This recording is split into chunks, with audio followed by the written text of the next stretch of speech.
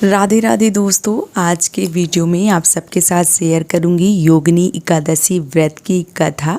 योगिनी एकादशी का जो व्रत है वो आषाढ़ माह के कृष्ण पक्ष की 11वीं तिथि को रखा जाता है और यह तिथि आज है। योगिनी एकादशी का व्रत करने से आपके कई जन्मों के पापों का अंत होता है और आपको परम पुण्य की प्राप्ति होती है। एकादशी के व्रत को करने से लोगों के लिए पूजा पाठ करने के साथ ही व्रत कथा का पाठ करना भी अनिवार्य माना जाता है। इसके करने के बाद आपको योगिनी एकादशी व्रत का संपूर्ण फल प्राप्त होता है। तो चलिए सुन लेते हैं एकादशी व्रत की कथा। एक बार युधिष्ठिर ने पूछा, वासुदेव, आषाढ़ माह के कृष्ण पक्ष की जो एकादशी है उसका क्या नाम है? कृपया उसका वर्णन कीजिए। भगवान श्री कृष्ण बोले, नृपश्रेष्ठ, आषाढ़ कृष्ण पक्ष की एकादशी का नाम योगिनी है। यह बड़े बड़े पापों का नाश करने वाली है।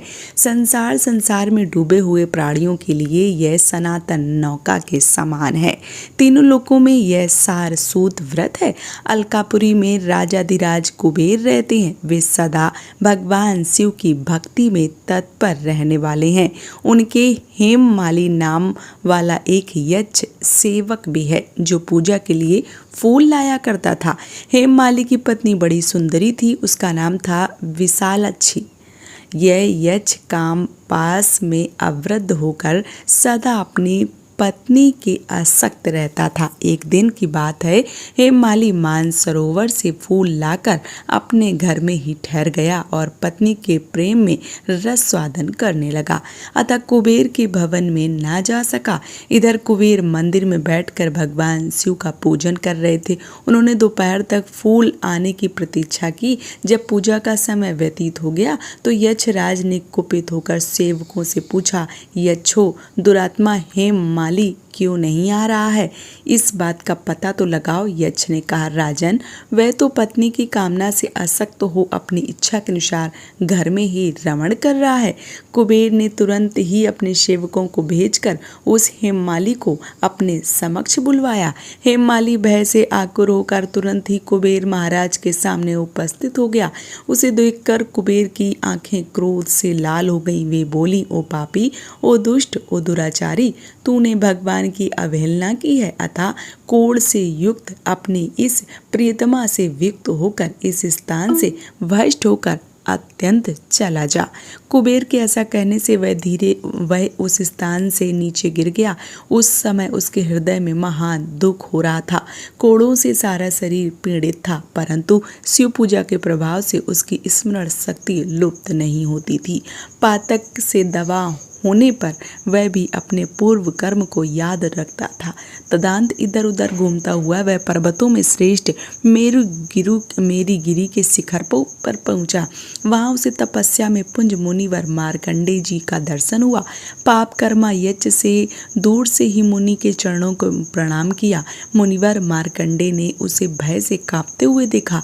परोपकार की इच्छा से निकट बुलाकर कहा, तुझे कोढ़ के रोग से कैसे दबा लिया? तू इतना अधिक निंदनीय जान क्यों पड़ता है? यक्ष बोला, मैं महाराज कुबेर का अनुचर हूँ।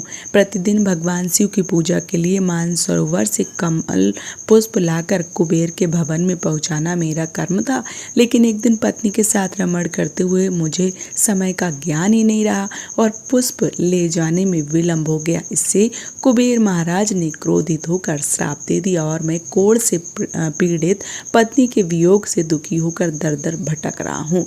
आज किसी पुण्य कर्म से मैं आपके समक्ष उपस्थित हुआ हूँ। ऋषियों का सद्भाव दयालु और परोपकार होने वाला होता है। सो हे महात्मन, आप भी मुझ अभागे को कर्तव्य का बोध कराते हुए पाप से मुक्ति होने का कोई उपाय बताइए। मार्कंडे जी ने कहा, तुमने यह सच्ची बात कही है, असत्य भाषण नहीं किया, इसलिए मैं तुम्हें कल्याणप्रद व्रत का उपदेश बताता हूँ। तुम आषाढ़ के कृष्ण पक्ष की योगिनी एकादशी का व्रत करो। इस व्रत के पुण्य से तुम्हारी कोढ़ निश्चय ही दूर हो जाएगी। भगवान श्री कृष्ण बोले, ऋषि के ऐसे वचन सुनकर हेममाली दंड की भांति मुनि के चरणों में पड़ गया। मुनि ने उसे उठाया। उसको बड़ा हर्ष हुआ। मार्कंडेय जी के उपदेश से उसके योगिनी एकादशी का व्रत किया, जिससे उसके शरीर का कोढ़ दूर हो गया। मुनि के कथानुसार उस उत्तम व्रत का अनुष्ठान करने से वह हेममाली पूर्ण सुखी हो गया। नरश्रेष्ठ, यह योगिनी एकादशी व्रत ऐसा ही बताया गया है जो 88,000 ब्राह्मणों को भोजन कराता है।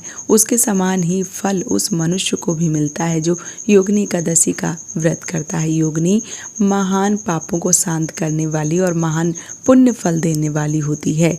इसके पढ़ने और सुनने से मनुष्य के समस्त पापों से मुक्ति जो है वो मिल जाती है। अब आइए बता देती हूँ कि एकादशी व्रत का जो पारण है वो आपको किस समय पर करना है और कब करना है, क्योंकि एकादशी व्रत का जो पारण है वो सही समय पर करना अनिवार्य होता है। तो योगिनी एकादशी का जो व्रत है वो 21 जून को रखा जाएगा और 22 जून को इस व्रत का पारण किया जाएगा। पारण का जो सही समय है वो दोपहर को 1:47 से लेके 4:35 तक होने वाला है। इस समय आप व्रत का पारण जो है वो कर सकते हैं। तो ये रही कथा और ये रहा पारण का समय। उम्मीद करती हूँ वीडियो आप सबको पसंद आया होगा। वीडियो पसंद आया है तो आप हमें सपोर्ट करें, इस चैनल को सब्सक्राइब करके वीडियो को लाइक करके। आज का ये वीडियो मैं यहीं पे समाप्त करूँगी। बहुत जल्दी मिलूँगी एक और नए वीडियो के साथ में। तब तक के लिए राधे राधे।